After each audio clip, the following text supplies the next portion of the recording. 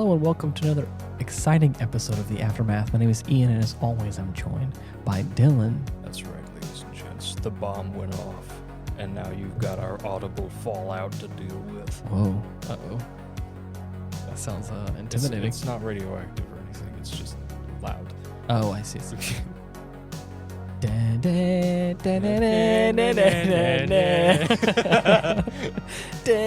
wanted to go like super loud, but right. As a response to that, but I was like, yeah, let's do it in an appropriate tone for now. I got the picture. Yeah. For those of you who don't know, that is the theme song to Jurassic Park. And if you didn't know, what's wrong with you? I'm just saying. Dude. So we watched the second Jurassic Park film. The Lost World. The Lost World. Jurassic Park. And as far as sequels go, I know this has been a running thing. Right. How does it measure up? I thought it was really good. Yeah. It's been a while since I've watched the first one, and I've only watched it the one time for the show. Yeah. Back in the the 90s, like as far as like numbers of episodes. Number 92. Right. I think we're tiptoeing on 100 episodes since then. So it's like, yeah, it's crazy to think about that. What is this, 161 now? I want to say we're up to 80 now. 180 something, I think. God. I could be wrong, though. I could be very wrong. Holy shit. This may be 182 or 3. Let me go ahead and... What the fuck are we going to do for our 200th episode? Dude, I don't know. Here, just to pull back the veil a little bit, I haven't planned anything. So if there's anybody out there who has any ideas, please... throw out a suggestion. Please. We may or may not hear it. Yeah, Oh, no, you're right. This one is 161. I got a little ahead of myself. I mean, still, that's more than right. than I had in my head initially. Okay. So, yeah, anyways, we watched the sequel to Jurassic Park. And like I said, it's been a while since I've watched the first one. But this one held up. Yeah. It felt... It was a pretty like hefty length. I felt like it was like a pretty substantial. Felt a little bit longer than I thought it. Let's see. It was.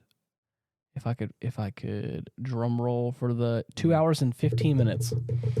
So I mean, damn. Yeah, that is actually not awful. I mean, it's definitely more than I was thinking. You want to know why? Why is that? Because in my mind, it always cuts off after they first escape the island. Again. Really? Yeah, when they're up in the helicopter, I think, oh wow, yeah, movie's over. The end of the movie, and then there's another like almost 30 minutes. Right, the second wind. Oh, right. Watch for the second swallow. Yeah. That was the beginning of the climax of the film. Right. Yeah. Was just them getting off of the Lost Island. Right. Yeah, I thought it was really good. I just to throw it out there, it is really weird. I don't know if they said his first name as much, or they were just those other main characters involved. Yeah. But like in this film, it really felt like Ian Malcolm, the character that is played by Jeff Goldblum. Jeff Bloom. They say his name a lot. Yeah. Because again, he's kind of like the main character of this film almost, or he's one of the, like, I would say 2 or 3 main characters. Yeah. And so in numerous times in the movie, they like reference like, oh, Ian this or Ian that. And in your head, you're just like, what? Well, the thing is, like, I'm not saying I have like a super rare name, but like Ian is my first name. Right. And so, I can imagine anybody else that has like a name that shows up in a movie like that, it may have that same sensation. Like, but, hey, it's me. Right? Or no, it just has that same sort of like feeling of like whenever someone says your name and you're supposed to be like, oh yes, or, right. It's that weird like response to your name feeling, and so it's the same instance where someone's waving to someone behind you. Right. Initially wave back like, hey, and you're like, was that for me? Was that not me? And then they just walk past you. But I think it's even more so because I don't hear my own name in other media. Right. Like I was saying, I don't think Rarely ever. Right. I don't think I've ever heard in other forms like my name be spoken that many times. Like I've heard of other characters like that has a little one off. I'm like, oh, that's kind of weird. But like this, almost this entire film, I was like, this kind of feels a little strange. Right. I feel like I'm being talked to. The only instance where I can place right now is in Predator. Right. With Dylan. Yeah, right. That's a good reference. Yeah. Does it have that same sort of feeling? I mean, I don't know if you hear your name in other media often, but he only says it like a couple of times. It's whenever he walks into the barracks and is like, Dylan. Yeah, and right. Yeah, yeah. I'm You're like, whoa. That's kind of Artie's weird. calling my name. Right.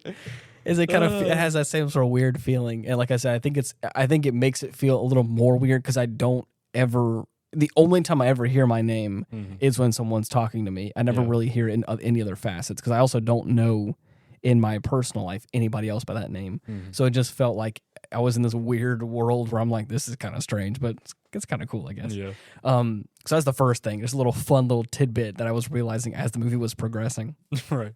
And another thing is, am I correct in saying that is it John Williams that Yes. that did the score? Man, Masterclass. it is so interesting how a composer can have like such a unique sound, you know? Like so intrinsically their feel. Right. And I get that on a really core level because again, like I as a musician myself, I understand that like you can have your own sound. I like a handful of different bands because they're all like rock bands, but they all sound unique and different from one another, you know? Right. So I fundamentally get that, but it's just interesting to think of that on this level as well, on like a kind of a bigger scale of like we're just watching this film and I'm like, this sounds an awful lot like John Williams. Those are familiar tunes. And it also kind of has like it doesn't sound like Star Wars, but it has that same sort of like these little tells that are just so intrinsically. It could be if it tried. That are so intrinsically part of like John Williams' like I guess like set Sound. like set of sounds that he kind of pulls from. So it sounds like something that he made. Yeah. Funny how that works. Right. Well, I mean, I'm not saying anything. Right. You may think that he composed it in a way. I'm not saying anything groundbreaking here, but it was fun to watch this film and like immediately hear it and go, I know exactly who this is, and like and not only that, it like the whole soundtrack of the film felt so appropriate. Oh yeah. And I'm pretty sure if you go back, I think I said something very akin to the same thing on the first Jurassic Park, or even some of the other films that John Williams has composed. Indiana Jones, I'm sure. Right. Another great example of that. Oh, yeah. If there's one thing that I've realized, is that John Williams knows how to make like a good theme sound. Oh, yeah. Like for said movie genre or whatever it is. And the Jurassic Park series is I'd say it's part of the main trifecta. Right. In no small right in now. no small way, like a very prime example of that, of like Indiana Jones, Star Wars, Jurassic Park. Yeah. Indiana Jones and Jurassic Park have more of like a they have other songs in it, but that may not be as iconic, but like they have iconic themes. Whereas I feel like also like Star Wars has numerous iconic themes. Yeah. In it. Oh, but, you mean the whole soundtrack? you mean all of it? Right. Good Lord. So those are like the big things. Like right off the gate, we were watching this so far, and I was like, okay, I know exactly what I'm in for. I'm sure I've mentioned this probably on our first Jurassic Park episode, but that intro theme for the first movie has stuck with me for so long. Oh yeah. I just love the deep drums. Oh yeah, and then the flute coming in. It's super good. I immediately feel like I'm in a jungle. Right. Wow, perfect. How apt. Yeah.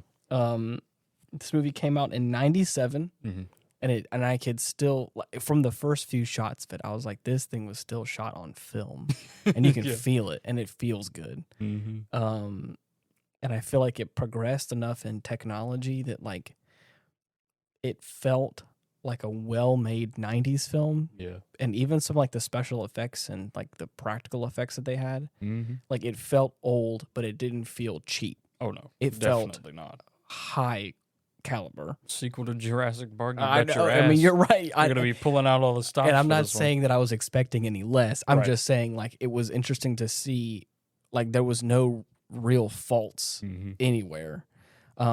There was only some slight discrepancies I had, and it was only because of like character decisions or like or weird quirky dialogue or Right, whatever. Of course. But you know, it did not ruin the movie Yeah, experience at all. oh no. But yeah, I thought it was a great film all around. I really enjoyed it. Oh, yeah. Do you remember the first time you watched this movie? Oh, the first. Oh man, that's a tough one. It's a hard It was question. early. I bet. I had definitely seen the first one first, thankfully. Right. But the second one, I want to say we also had it on VHS. Wow. And whenever I was older, Right. like, of course, when I saw the first one, it was just like, oh, family movie night. Right, right. Like we usually did. Yeah. I don't know. Of course, it scared the shit out of me. Oh yeah. And after that, the rest of the family was like, maybe we shouldn't put anything else like that on if Dylan's gonna be in the living room. So I could be drawing an incorrect parallel here. mm-hmm. I remember the first Jurassic Park like kind of being intense, Oh yeah. but not like super crazy. Mhm. Kind of like how Alien was like tense, but like you didn't really see a lot of like the action, or you didn't really see a lot of like the monster itself. Yeah. It felt kind of this like mysterious thing. Mm-hmm. From my recollection, from my recollection, like the first Jurassic Park kind of felt like that, where like there was moments where it was like, oh my gosh, like intense. Like it's still scary, It was scary, but it's the fact that they're dinosaurs, right. It was like this looming threat of like, Yeah. oh no, it was kind of more Mhm. more suspenseful. Right. Whereas this film, like the tension is from like the very active threat happening, Right. and it's like they do a really good job of being like we are moving and things are happening. Right. So I think the way I rationalize it, at least when I was younger, because I was fucking obsessed with dinosaurs, right. is I didn't think about this beforehand because I had never seen it before. I didn't know. And I had put myself in that situation of facing down a velociraptor Oh gosh, yeah. or running from a T-Rex. And I'm like, Mm-mm. God damn, these motherfuckers would be terrifying. Yeah. Once you really put yourself in the moment, you're like, oh no, Like, wow, I think I'm all right now. Woo. Yeah. The only thing I don't think I appropriately was articulating the idea that I was talking about. Whenever there was I'm gonna jump just a little bit ahead. It was that moment when they're in the shack and there's the velociraptors, and I had said I wasn't meaning. I had said that they're all panicking and like climbing up on trying top to find of, a way out of this right, place. Yeah, and like they're trying to figure it all out. And there's this spotting tools, possible weapons on the walls. Like grab a wrench. It was because like they were in this opportune moment where like the other ones were outside, they couldn't get in the door, and there's this one that's like wedged up under the I guess the wall because out of a hole they dug, and he's like sitting there and trying he doesn't have full mobility. Right. And I was like, you have a big fat monkey wrench. Yeah, a blunt object. I'm just telling. Run up So, on that sucker and just bash him in the head. I wasn't saying that like you could like when they have full mobility like use this heavy clunky weapon, but I'm like in this one moment where like you have one about to get in and he's like that's kind a of free kill. I Right was like, there. that's what I was saying. I was like, you have a moment, like just use it, take this opportunity and run with it, and then show him the error of his ways. I was like, oh man, I just felt like because but that dialogue came out of like. Out of this entire movie, they did a really good job of like making it really tense and giving you these moments that feel very real and very like visceral and like and that side of my brain came out of like, what do we do? Yeah. We're in a What are shack. our options? Yeah, exactly, and it's like I'm narrowing down my options here, and like, what am I like? It's survival of the fittest, Right. and I'm and we're gonna figure this out. I'm exercising. Right. I I'll have. be sure I can bench more than that fucking raptor. If I'm on the ground and everyone else is up in the rafters safe, and I'm trying to get up there, it's like, I mean, I don't know if we can buy ourselves some time. Yeah. That was just what I was saying. So I don't think I properly articulated it because Right, I was like, because the conversation was like, Dylan was like, nah, man, they're just too fast, or like, or you'd be surprised. I In was my like, head, I'm thinking like freestanding, like I'm Right, thinking fighting game yeah, stage. you need a Round you need one, a 30-foot pole at that point. Dude's got full meter. Nah, He's hitting me with the No, fucking no. Roman No. cancels. Raptor cancels. I mean, to be honest, like, I mean, even in that moment, I still would rather have a blunt object. Oh, of On the course. off chance, but I think my, my survival chance is slim to none. But I just was saying in that one moment, I was like, we Right. gotta I've got a find sort a of way. DEFCON system in my head. Yes. My first option, escape. Right. Second option, kill. Right. Third option, if If necessary. if neither of Yeah. the first two are available and I'm cornered, that's when you bring out your buddy's tooth and nail There you go. Okay. and you just go Right. down swing. And see, for me, I think I had already got to that second stage of like, there is Yeah. no escape, so now we must try to kill in Right. some way. Yeah. Oh, man. Or just try anything. Right. So, anyways, at that point, they had no guns, no weapons, no anything, and of course, they kept closing the door and like rattling the wall that has all these like very big, like wrenches and all that kind of stuff. And I was like, you could just They're throw it, rusty just too. throw You give that them, motherfucker tetanus. right, or something. I don't know. Anyways, so yeah, we just jumped ahead because a little bit because I thought that was an interesting conversation. Raptor combat be upon ye. Oh man. What I It love reminds me of those people who will say, "I can fight a tiger. no I can fight a bear." right no. okay No, you couldn't. Right. If you got a gun, yeah, sure. right But barehanded, bro, yeah I ain't gonna be thrown down with a grizzly anytime soon. nah. I think in a certain predicament, if I was to have full range of motion and they weren't, maybe. Oh yeah. But other than that, if nah. there is a handicap Oh yeah, on the right, opposite right. end, I'm gonna Maybe- try my luck. Maybe if I have the element of surprise, maybe. Yeah. But I'm not banking on it. Right. So, anyways, yeah. It's a fun topic. I could talk about fighting animals. Oh, That's yeah? pretty good. Okay, well. Let's see how you fare against a Yeah, pterodactyl. Right. Oh, well, I don't know about that. But I was trying to say something and I forgot. Oh, no. I forgot my train of thought. Damn it. Too busy thinking about how to best a raptor. I'm trying to think. Come on. I love that. I understand the hype of why everyone loves Jeff Goldblum. Mm. I've only seen a handful of films that he's in, but so far the ones that I have seen, I understand. Yeah. I'm like, okay, he's like a lot of times, or at least from what I've seen so far, he's played a character who's kind of like Pretty deadpan. right, Very matter of fact. right, but kind of also kind of like sarcastic, charismatic, in some way, and I feel like at least this version of Ian Malcolm feels just like Jeff Goldblum playing Jeff Goldblum. Right. Yeah, it's kind of hard to dissociate him from most of these roles because I mean, I Right. haven't seen much of him outside of. I can say that any of I've his, seen some videos and interviews, and like I've seen him probably a little bit more outside of character. Mhm. And like this movie feels kind of like he was That's just just how he is. right, especially with like because I think the way he delivered certain lines, it didn't feel like lines. Yeah. It That's felt like just- him commenting on what was happening a lot of Right. times. Like like one in particular was he was like, "What do you like?" They're in the van and it's like tipping over the edge. And they're like all like huddled up, trying to like worried about surviving or whatever. Right. And then the guy runs up and is like, Eddie. "Whoa." Yeah. Eddie's like, "What do you need?" And he's like, "A rope." And then he's like, "Okay." Okay. Anything else? Anything else? He's like, "Yes, 2 cheeseburgers with everything on them." And I was like, "Bro." It's just that kind of stuff that I thought was super great. What was the other one? Like the first line he says? The first one. So whenever they first land on the island, they're I just remembered it. yeah. They're looking for his girlfriend. Sarah. Yeah. And they're able to find her bag, her lucky bag, just on the ground. Sarah Harding, I think is her name. Yeah. Ian spots like a couple of holes in the bag, so of course he assumes the worst, and they immediately just start calling out for her. Right. And Nick, one of their cohorts, throws out the last name, and he just responds, "How many Sarahs do you think are on this island?" And then just proceeds to keep shouting.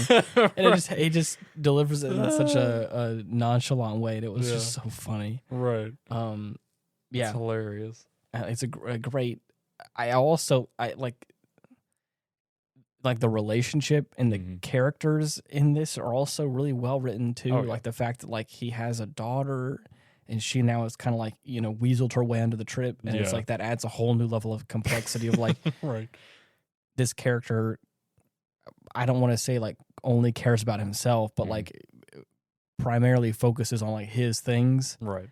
And, gets to the other people in his life when he can, which oftentimes he doesn't or he forgets or whatever. And as you'd imagine, said girlfriend and daughter get upset with him because he doesn't really hold true to his word. And so it's like, okay, like for me at least, make good, bro. For me, I understand that, and that's the problem. Is like I do that a lot. A lot of times I schedule too many things, and then of course I'm like I promise myself to everyone, and then of course like I can't fulfill myself on a lot of those things. I'm like, well, that's my bad. So just didn't have all your clones that day. It's fine. Oh, exactly right. So that like that character aspect, I really mesh with in a certain way. But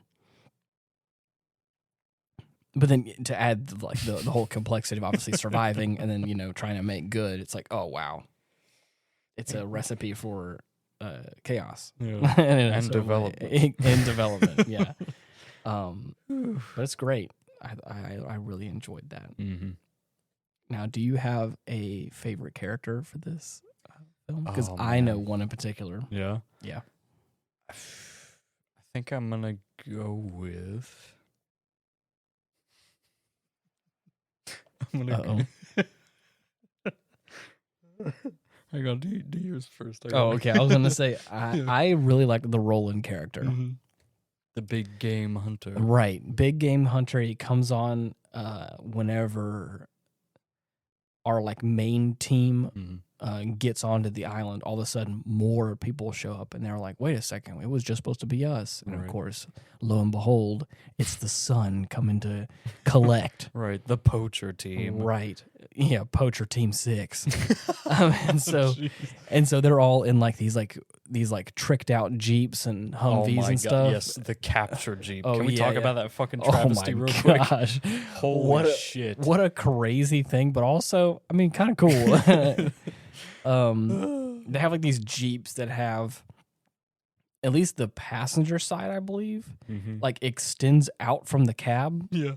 And some of them have seats on either side. Right. I think like I may have been like in the back, but probably. Dude, it is the most insane thing I have ever seen. Right. So like it extends out past the cab and you're sitting there like fully open air to like shoot your tranquilizer dart at like fire whatever you're hunting. Gun. Yeah, right. So it's like when you think of it like practically, it's like, I mean, not an awful idea. Like the execution though, like would you do it that way? Like I don't know about that. Maybe like raising it up a little, like that, out of the roof would be nice. I may use this thing if I'm hunting like a lion or maybe some sort of other like maybe like a zebra. Perhaps. Right. But if it's anything bigger than the Jeep, I don't think I want to use it. Nah. So yeah, they like the first conversation that's had, we see the son and he has like that helicopter headset on with like the boom mic, and he's like, I want us to like in 30 minutes I want us to, set up camp. This is half as an good hour. a spot as any. That's 30 minutes. And of course like the big game hunter's like, hearing this, he's like, what the fuck? You want to go ahead? You want to go ahead and cancel that order, Chief? And he's like, what? Why? And he's like, because it's a game trail. We're in a game trail, and if we stop here, that's where the predators they hunt here. You want to set up camp, or you want to set up a buffet? Right. There's a couple rules we need to set down here. And, I'm in charge. Right, I'm in charge. And when I'm not, he is. Yeah. And not only that, you sign the checks. You sign the checks and tell us that we're having a good day, and then make sure, or tell us that we're doing a good job, and then crack open your scotch when we're having a good day. And if you can't handle that, that's okay. Right. Oh, yeah, and for my fee, you can keep it. All I want is the male T-Rex. Right. He's like, oh, all right. I'm going to mount that fucker on my wall. Right. You're like, I mean, all right. An entire room dedicated. Right. And so it was, I just love that gung-ho attitude. Right. Because he doesn't really feel like the antagonist. He feels kind of like the head guy, but like he's got one goal, and it's to get the T-Rex. Whereas like you can tell that like the son, what is the son? Do we know the son's name? Who cares? Yeah, He's a Deutsch pay. John Hammond's son. Yeah, bitch. Yeah, bitch Hammond.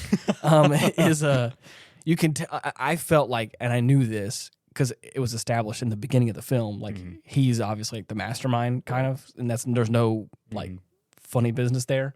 Making the same mistake. Exactly. And so you really get to whenever you're seeing the whole dynamic play out, it's like he may be the mastermind, he may be the boss here, but like the real guy who knows what he's talking about is Roland, who's like obviously calling the shots here. Right. He may not be on like the good team, but that's what I mean by like he doesn't really feel like the bad guy. Yeah.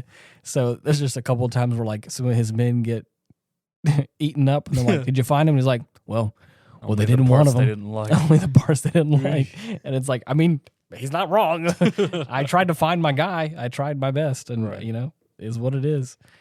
Got his head on straight. He's just looking for that one big thrill. Right. And then, of course, the kind of activist guy, Nick, asks him, like, I love how, like, the second we get here, the first thing you think to do is for this apex predator is to go kill it. And he's like, well, there's that guy who climbed to the top of Mount Everest with no oxygen, almost died and came back down. And, of course, people asked him, why'd you go up there to die? He's like, no, I went up there to live. Yeah. And it just leaves it at that. And it's like, oh, shit. Like, all right. This guy is looking. Give it your best shot. This guy is thrill seeking. Yeah. Woo. So the reason why I'm saying all that is because at kind of like the conclusion of his character arc, whenever heard of chasing the dragon, get ready for chasing the T-Rex. Chasing the T-Rex. It's a little different. Right. Anyways, to kind of to hype him up in a certain way, by the time the T-Rexes find like the campsite with all the people involved, and they're trying to like, and they're like everyone's running around. There's just chaos everywhere. Oh yeah. And he finally takes down the male with only tranquilizer darts and didn't get a chance to like kill it or whatever. Yeah. It really feels like oh man, he got him. That's good. But then like I think there was a line that was said that I don't think I fully I didn't hear, and I couldn't find the scene. Yeah. But he looks dejected a little bit, and I think it was because he couldn't kill it and like take the trophy home.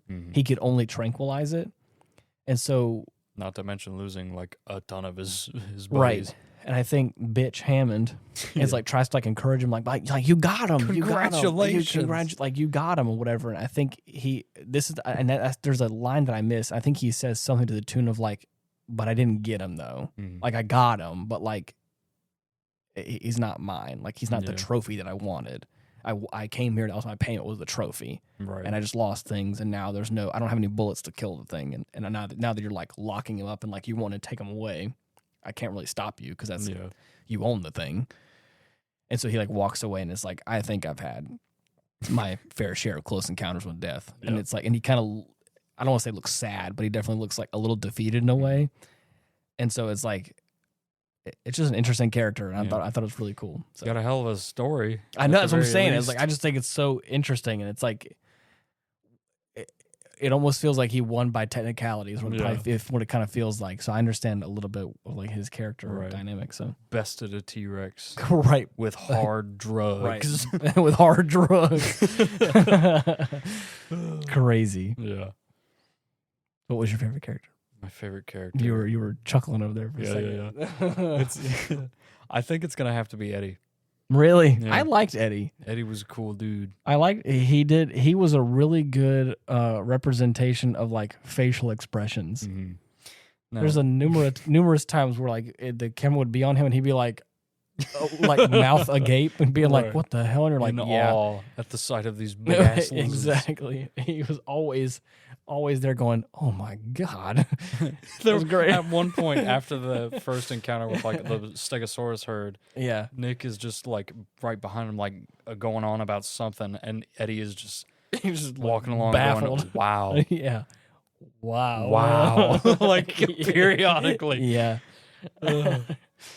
But yeah, I think the main thing that it was the fact that he saved everybody. Oh yeah, that dude was working his Like, ass holy off. shit! How many motherfuckers do you know, dude? who are just gonna like keep doing what they're doing Nah, dude. in the face of not one but two Yeah. full-grown T-Rexes, He was really giving it his all. balls of steel. Yeah.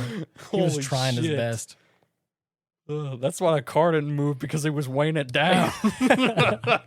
It was all that expectation on his Right. shoulders. God damn. Yeah.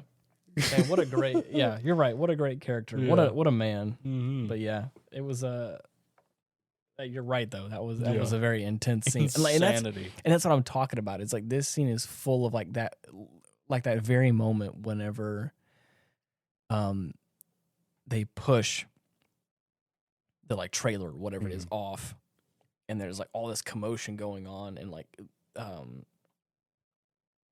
what's her name? Sarah. Mhm. Sarah ends up like falling, Oh, and of God, course falling yeah. on that piece of glass or whatever.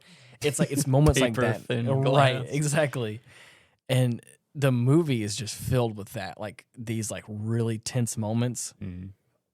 They kind of like wait, like that, really hold on those moments and Yeah. really make you wait and make you feel like, oh, Yeah. oh, What's gonna yeah, happen? right? And it's like, and then it's really engaging enough to where it makes you feel like you're in the moment. Mhm. And there's numerous ones like that where it's like, oh man, it's just the anticipation is palpable. Yeah. My least favorite example of that always gets me is the monster in the door scenario. Yeah, Because you put yourself in a situation where there is a monster actively chasing you. Okay. You get to a door right, and it won't open. right. The monster is steadily encroaching. Of course. I fucking hate that shit. Why? Because like it you- always like makes you- me go, get me, Yeah, get me, get me, fucking door! Yeah, yeah. It will never fail. Right. Well, to I mean, that's just- a great. It's a great example of that. Yeah. Yeah. This movie has minor examples of that, but yeah, Yeah. that you're right. That It's is something that came to mind. Yeah, that is a very stressful Yeah. moment when you think about it like that. Yeah. Especially there was a game in particular that we played called Dread Halls. Oh Yeah, God! It was a VR game. Dude, that was back at the old apartment. It was. Holy shit! Yeah, it was a VR game. Mm-hmm. And it was like a horror game where it was almost like a maze in a way. Yeah. And there were like these creatures that would kind of like, it was like a horror game. So Oh, obviously I there was can't like, do it. there's all kinds of things. Like there was like a shadow creature that was like a gaunt faced woman, like that Yeah. kind of stuff. So it's like, but there was a couple of them that would follow Roam you. the halls, Right.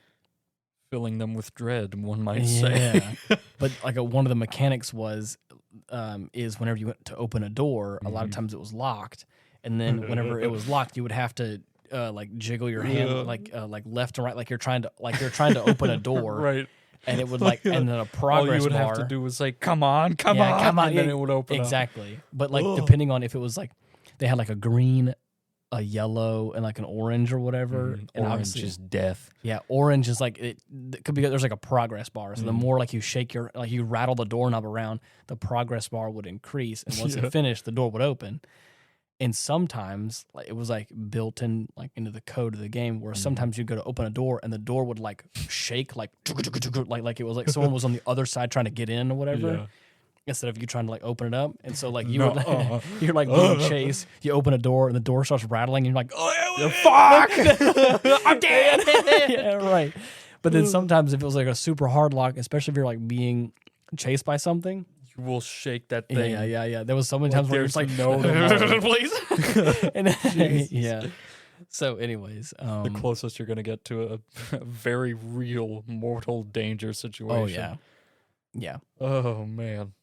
There's been a couple of occasions. We had a couple of friends that were in that and started like walking in real life, and then Yeah. running Right. in real life. Yeah, exactly. It's like Oh, no, man. yeah, it's Not real. It's a little not too real. You're Little too fine. real.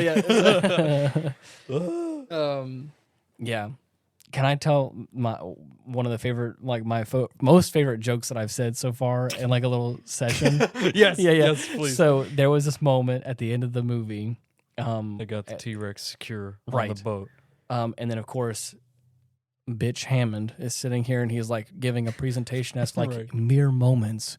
We will see what your investment money. I got a T-Rex. Yeah, right. And then of course, like we get the famous like, "Sir, you need to come see this." And he's like, "I'm in the middle of something." He's like, "No, for real, like you need to come see this." Yeah. And then of course he goes in there and like there's this blip on the map that is like moving like quickly towards the coastline, and then someone's like, "I need Coast Guard the line now," and then the guy says, "Sir," and then like I just said, "It's Godzilla." It was just set up so perfect. It was set up so perfectly. They said all the correct lines. They were like, it was like all the perfect lines. Like the "Sir, you need to see this," and "Get Coast Guard on the line now," and "Oh my God, we're in a panic." And I was like, "It's Godzilla." It's Godzilla. That was like, and then of course I felt so proud about that one because it felt like it flowed so naturally out of me. Yeah. And Dylan was like, he was fucking lost it. It was so good. It was my favorite. I said it and I was like, man, that was perfect. I had a really great time with that one. So. Those rare vacations from Japan. Oh yeah, dude. Reminds me of that one Mystery Science Theater skit. Oh, where yeah. It's just like a panning shot of Japan, and Tom's like, a rare Godzilla-free day. That's great. Oh, we have to watch some Mystery Science Theater, dude. Bro, I mean, It's primo stuff. I've only ever seen bits Like and pieces. little snippets. That you show me. That's fun, dude. Oh. Hey, is that anywhere to watch, or is that just They've got plenty of episodes up on YouTube, interesting? Okay. actually. How fun. But yeah, definitely need to get a hold of that. Yeah, for real. Can you get like DVDs of that? Or Yes, is it they not? did release DVD sets. Wow. Of at least the episodes that they could release. Right. Their Godzilla versus Megalon one is unfortunately Locked away. Yeah, my sister had it burned on a DVD like way back when, but she Yeah, when that was the thing people used to do. right, she lost them in the flood. Oh, bummer. It was I'm Dreadful. yeah, I'm defeated Mortified. at the info, That sucks. but it's okay. Well, shed one tear. Because, right. Mm-hmm. I'm sure there's somewhere you can find it. I mean, there's got to be. Probably. You gotta go to that. Gotta go to that nasty part of the internet. Completely legal websites. Yeah, completely legal websites. Don't sue us, though. So, is is this kind of the end of Jurassic Park, or is 3 good, or does that kind of dip off the train? I'm okay with the first 3 movies. Okay, As far as I'm concerned, that's where it ends. got it. But I don't know, that's being generous. I think the first movie works as like a standalone, and that's it. Right. Anything else is just extra Fun, yeah. I don't know. Because Anything past 3, I can't really. Right. Get into. I don't know how many movies they do have, but I want to say whenever I think we're coming up on 6 now. Oh shit. Which one? What number was Jurassic World? That was 4. Really? Okay. Well, I hate to say it, but I'm pretty sure the first Jurassic Park movie I watched was Jurassic World when I lived in Canada. Oh damn. I think it was the one with Chris Pratt in it. Yeah. And I watched it when I was in Canada, and I was like, it's kind of cool, I guess. I like the fight scene at the end. Big monster, yeah. Big dinosaur fight. Yeah. Right. I don't think I had anything super deep, meaningful to read. Yeah, I mean, it's right. really just the first movie, but right. New. Right. Exactly. Right.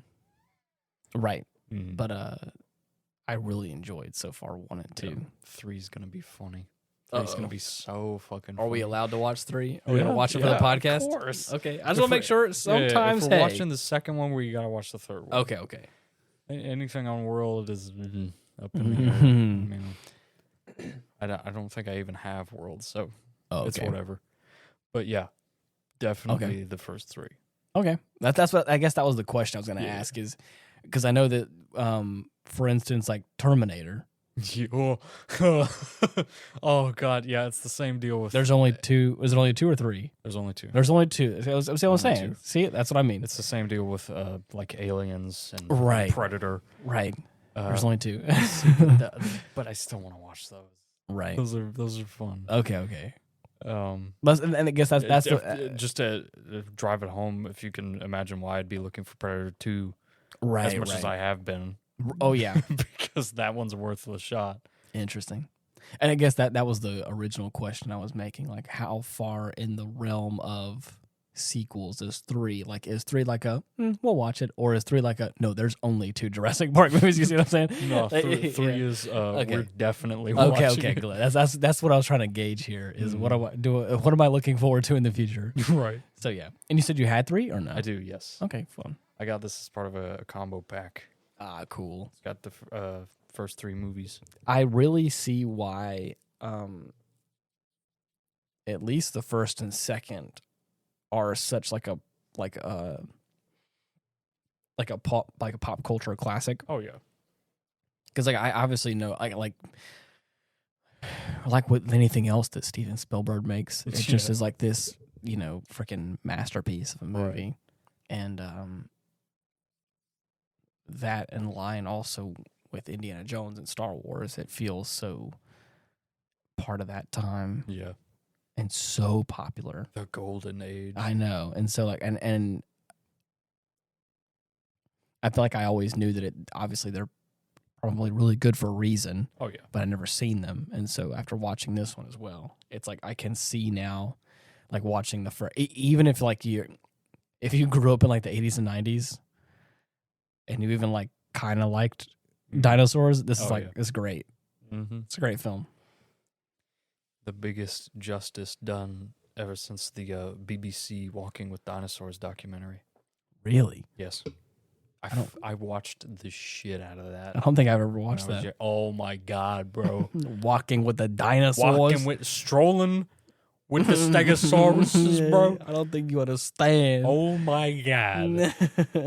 Yeah, that is, like, to this day, one of my favorite little docuseries. Really? Mm-hmm. Interesting. Yeah. I need to see if that's anywhere. They got the whole thing up on YouTube. Really? Yeah. I remember I saw like a DVD copy of it at Barnes & Noble a while back. Yeah. I haven't seen it since.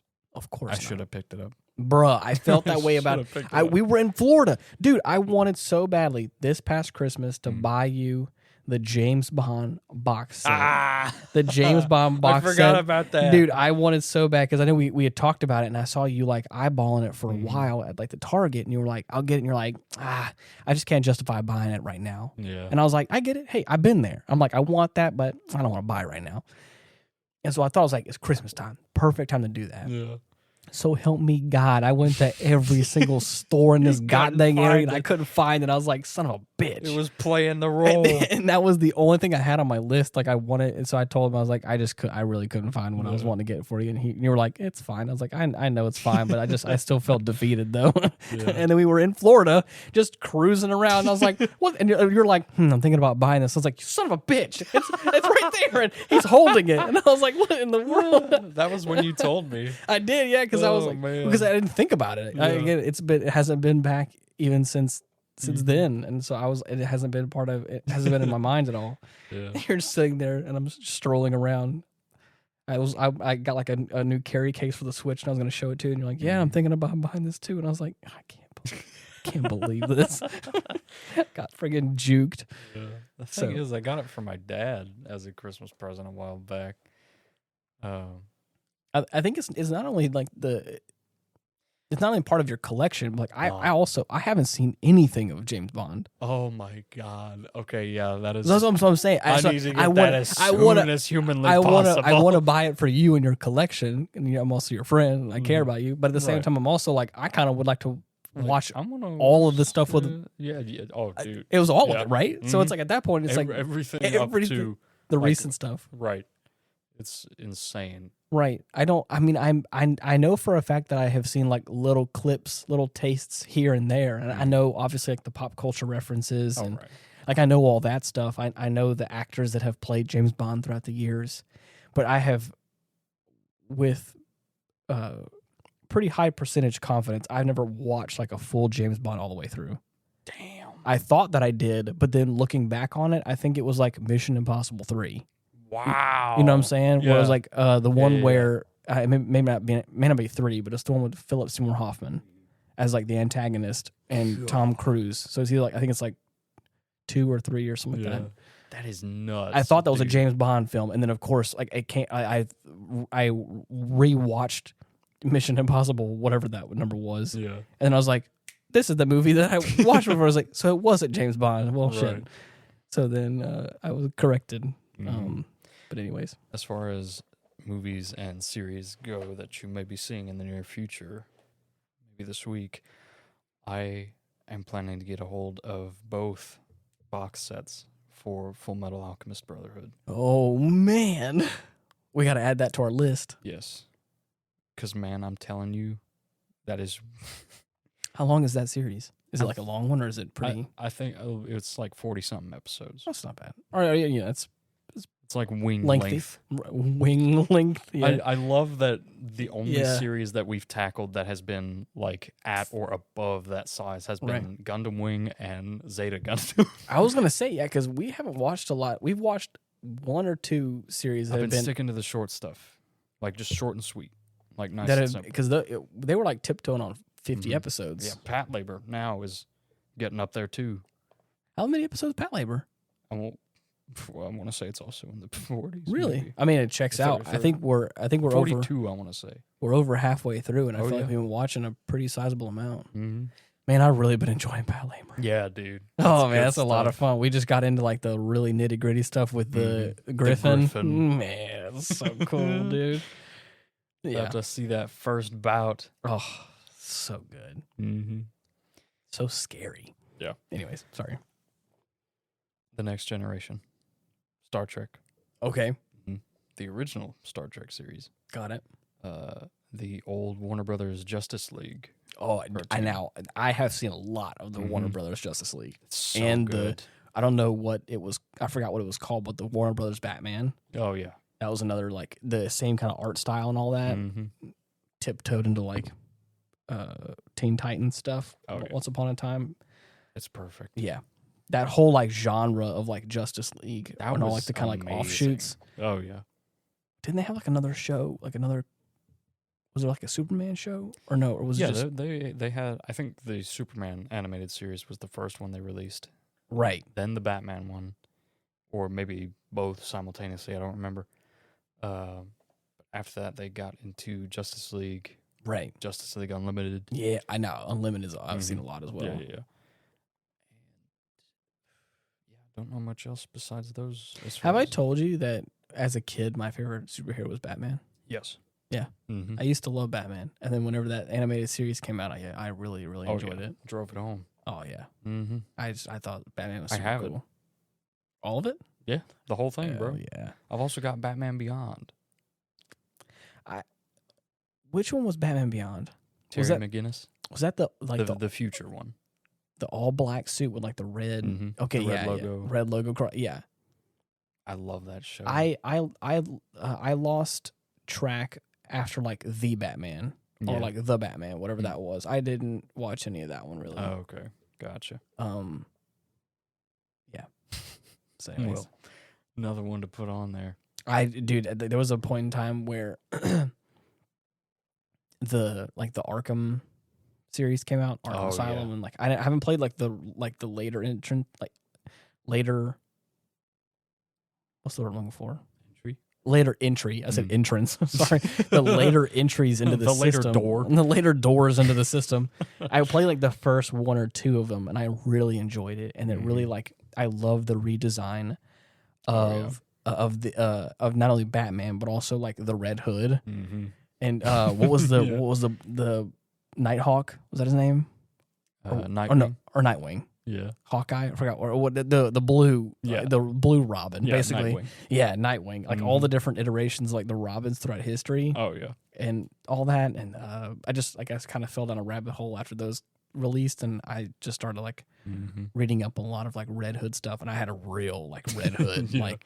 I had a real thing for him for a while. I was like, the phase. Yeah. Well, even still, because I really, there's a guy that I found like that makes like a really good like replica helmet of it or whatever. And I was like, I really considered making like a full Red Hood like cosplay of it all, because I just thought that'd be super cool. Oh yeah. I already got like a brown leather jacket, so I'd be like, I'm already like a few steps of the way there. Yeah. Just some. I just need some biker boots.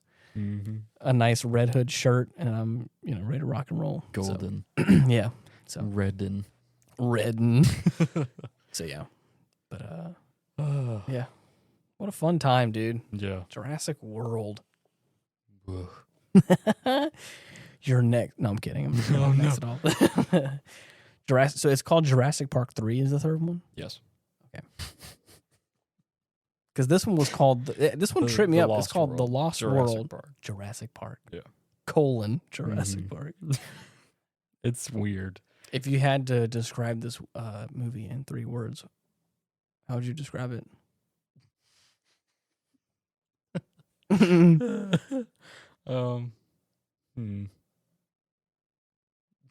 Let's go with poachers, no poaching. That's a good one. Yeah. I was gonna say the T in T-Rex stands for tranquilizer. Yeah, right. I was gonna say perpetual night rain. That's what it, That's what I felt like. It feels like a real Pacific Rim vibe. Yeah. Oh yeah. Every time there was action, I was like, oh, it's night now. Oh, it's raining now. It's like, yeah, hell yeah. Where have I seen that before? Yeah. Hey, I mean, they did. Oh, man, Pacific Rim did a great job. I fucking love Pacific Rim. So freaking good. Pacific World. Oh God! Oh man, it's the reboot of the franchise. No, there's only one movie. Yeah, I know. That's fun, dude. That's funny. If Guillermo could just come back and make a good one. A better second one. Is that what happened with the second one? Is that he wasn't no longer? It wasn't. It had nothing to do with him. That's bad. It was just a cash grab. It was a real sequel trilogy, Star Wars moment. Yeah, where they're just like, man, just let anybody. Downright awful. Just let anybody write a story for it. Right. They'll figure it out. Oh shit, they didn't figure it out. Nope. In fact, they fucked it kind of up. really That's what they did. Messed it all up. Ugh. Yeah. Well. Is there anything else you want to add to this this brilliant excursion of a dinosaur flick? Yeah, I can't end that on that sour note. Right, right. Well, if we can leave on a high note, there's one good thing that both Sarah and Ian Malcolm were able to do was at the very end they were able to get a nap. Yeah. After a night of being chased in a car by a T-Rex, they're I have never out cold. I've never felt like such a truer conclusion to a film. Yeah. And like the daughter sitting on the couch, like watching the local news, and she like, looks over at the couple, and they're both just like fully sit up on the honk shoe. They're fully sat up on the sofa, just like, and I mean like. That is so true. Right. Because you better believe if I've been running my ass off for that long, fighting for my life. Oh, yeah. I'm going to go to bed and I'm never going to want to get up again. Ain't nothing going to get me out of bed. I'm going to sleep, and I'm going to sleep hard. The crowbar will snap if you use it on me. Yeah. All right. Well, thank you all for listening. If you're looking to find more of this brilliant show that we have, if you're so inclined, all these, if we've somehow hooked you, you like this sack of chuckles that we call a podcast, right? you can look at our Linktree / Wolf, and you can find all the links there. You can just type in the Aftermath on all the major podcasting platforms, and you should be able to find us that way. Or if you stand out at night in the rain and then just scream our name, like a mother T-Rex will come and will scoop you up. Yep. And we'll give you the podcast. We will be several times larger than we normally would. Right.